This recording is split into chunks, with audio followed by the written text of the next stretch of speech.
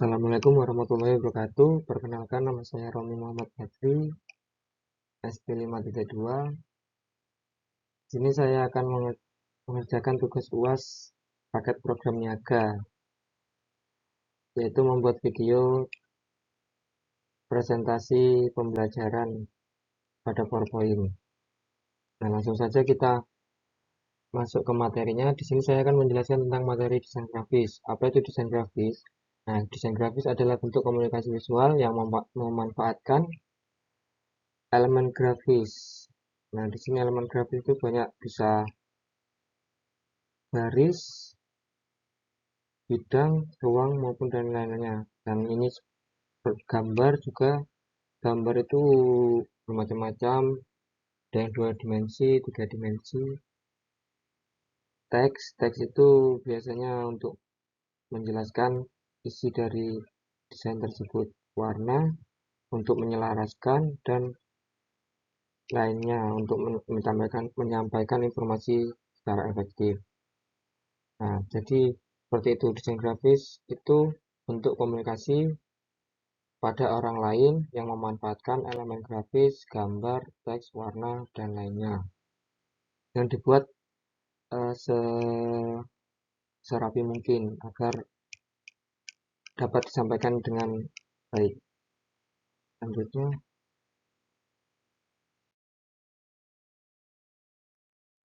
Selanjutnya pada desain grafis itu terdapat beberapa kategori, yaitu printing atau percetakan. Nah, pada printing atau percetakan ini biasanya kita bisa lihat pada kehidupan sehari-hari, yaitu pada buku. Biasanya itu ada di cover buku, itu biasanya itu pakai desain. Nah, majalah itu biasanya memerlukan desain supaya terlihat menarik bagi orang lain. Poster, pamflet, periklanan, dan publikasi sejenisnya. Kalau di Indonesia itu apalagi sekarang banyak mau coblosan. Nah, itu terdapat beberapa pamflet atau banner yang menerapkan desain sesuai ketentuan masing-masing. Kategori yang kedua ialah web design. Web design itu desain untuk halaman web. Jadi halaman web atau aplikasi. Jadi desain web ini sebuah desain UI UX dari sebuah web ataupun aplikasi. Nah, yang kategori yang ketiga yaitu film. Nah, film ini biasanya berguna untuk multimedia untuk promosi. Promosi itu bisa macam-macam. Biasanya ada iklan yang menggunakan animasi, itu bisa termasuk desain grafis juga. Karena desain grafis itu kan menggambar atau membuat suatu karya yang dapat disampaikan untuk kepada orang. Nah, kategori nomor 4 yaitu logo environmental graphic design. Nah, ini untuk desainer profesional yang mencakup desain grafis, desain arsitek, desain industri. Jadi di kategori logo atau environmental graphic design ini desain grafis yang profesional, yang mendalami di bagian logo, arsitek, dan desain industri. Jadi tidak semena-mena kita membuat desain logo, harus ada filosofinya dan lain-lain, ketentuannya masing-masing. Dan yang terakhir kategori desain produk. Nah, desain produk ini mempercantik, biasanya untuk mempercantik suatu kemasan, pemaketan, dan lainnya. Selanjutnya, nah kali ini kita belajar tentang dasar penguasaan desain grafis. Nah, pada desain grafis itu terdapat dasar-dasar agar kita bisa menerapkan desain dengan baik dan dapat dibaca isi dan tujuan yang kita inginkan agar lebih terstruktur lah. Nah, pada dasar pertama ialah nirmana. Nah, nirmana ini adalah ilmu yang mempelajari tentang elemen-elemen desain beserta prinsip-prinsip desain. Nah, pada nirmala ini terdapat banyak jenis. Ada nirmala garis, nirmala ruang, dan lain-lainnya. Selanjutnya, dasar tipografi. Nah, tipografi ini merupakan suatu ilmu dalam memilih dan menata huruf dengan pengaturan penyebarannya pada ruang-ruang yang tersedia untuk menciptakan kesan tertentu sehingga dapat menolong pembaca untuk mendapatkan kenyamanan membaca semakin. Nah, tipografi ini lebih ke menata suatu huruf agar menarik. Jadi agar menarik dan dapat mudah dimengerti oleh yang melihat atau pembaca. Nah, jadi tipografi itu teknik untuk menata huruf.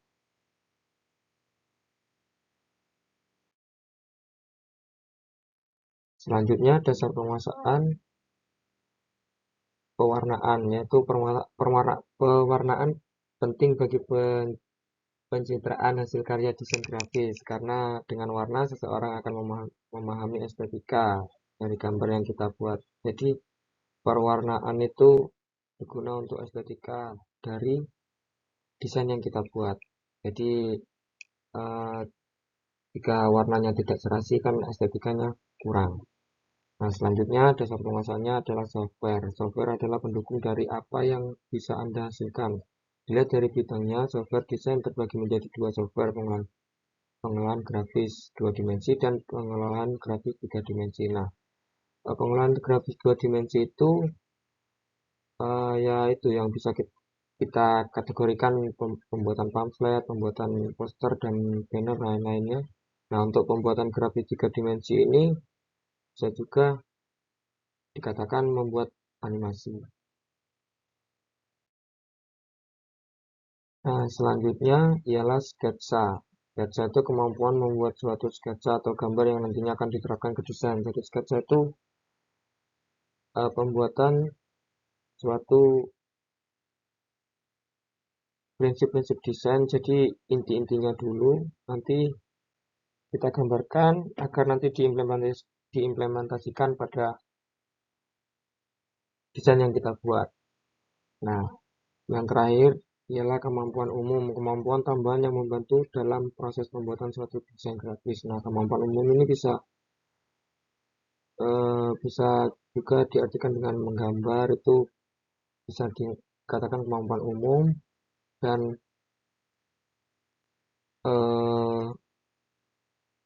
mengerti tentang warna itu kemampuan umum, dan lain-lainnya.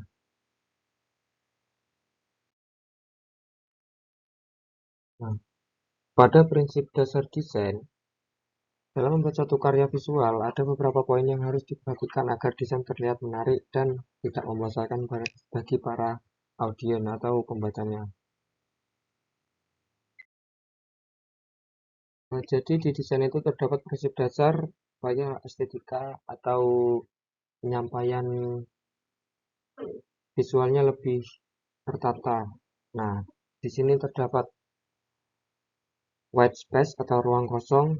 White space adalah ruang kosong yang diberikan agar karya tidak terlihat terlalu padat dan penuh sehingga karya kehilangan point of interest dan terlihat tidak menarik. White space juga mengacu pada ruang yang tidak diisi oleh teks, gambar, ataupun elemen desain lainnya. Nah, jadi white space ini berisikan ruang kosong. Jadi pada suatu desain itu jika terlalu banyak isian atau variasi-variasi di dalamnya itu tidak etis atau tidak terlalu estetik. Jadi para pembaca itu malah kebingungan. Nah, selanjutnya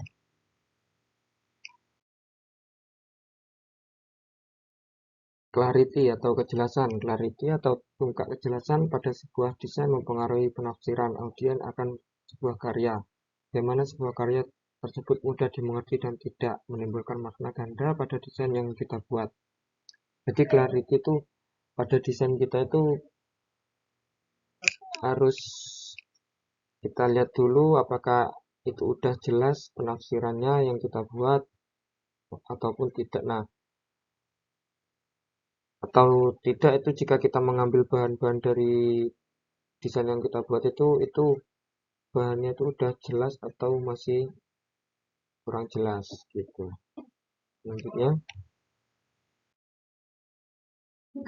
sim, sim, simplicity, kesederhanaan. Kesederhanaan menuntut penciptaan karya yang tidak lebih dan tidak kurang. Sering juga diartikan tepat dan tidak berlebihan.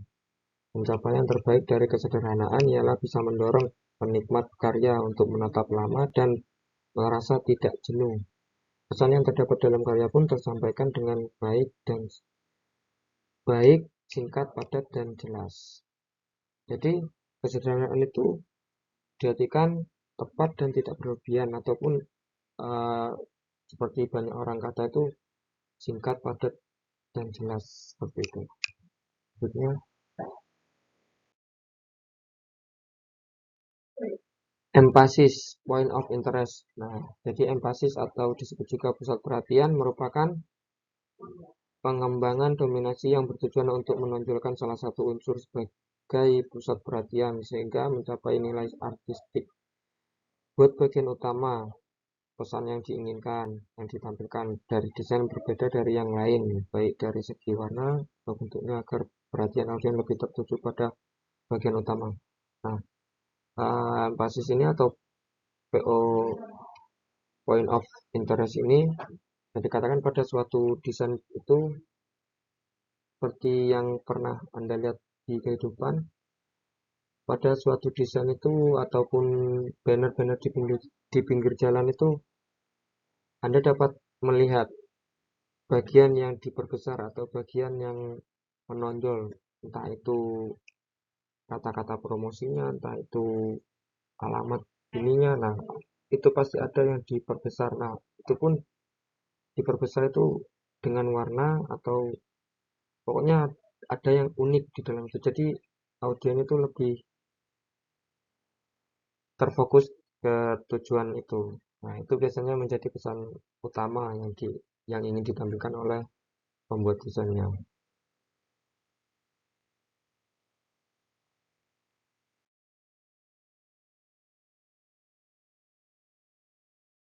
Selanjutnya ialah unity, kesatuan. Kesatuan merupakan satu prinsip dasar desain grafis yang sangat penting. Tidak adanya kesatuan dan konsistensi dalam sebuah karya desain akan membuat karya-karya tersebut terlihat bercerai-cerai atau kacau balau, berantakan yang mengakibatkan karya tersebut tidak nyaman dipandang. Jadi, jika desain itu tidak ada kesatuan dalam desainnya, itu eh, bisa dikatakan itu tidak sebuah desain. Jadi, tidak ada estetika atau terlihat kacau, kacau balau. Nah, itulah unity atau kesatuan.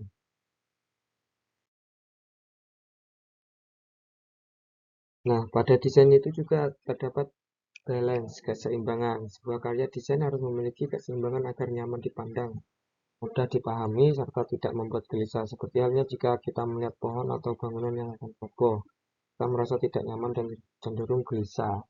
Jadi keseimbangan itu perlu pada sebuah desain. Ibaratkan seperti ini, ada 3 bola, dan di sini terdapat 1 bola besar. Itu harus seimbang agar audiens itu tidak melihatnya itu tidak tidak melihatnya itu nyaman nanti. Tuh.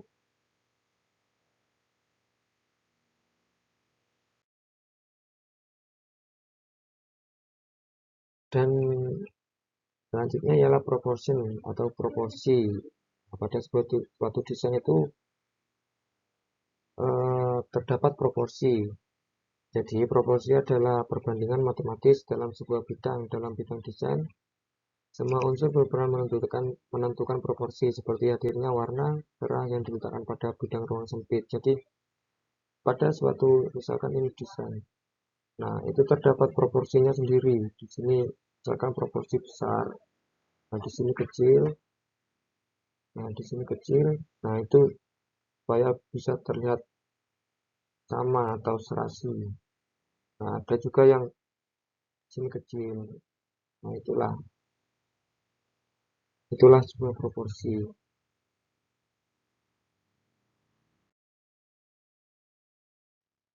Nah, yang terakhir yaitu ritme atau irama.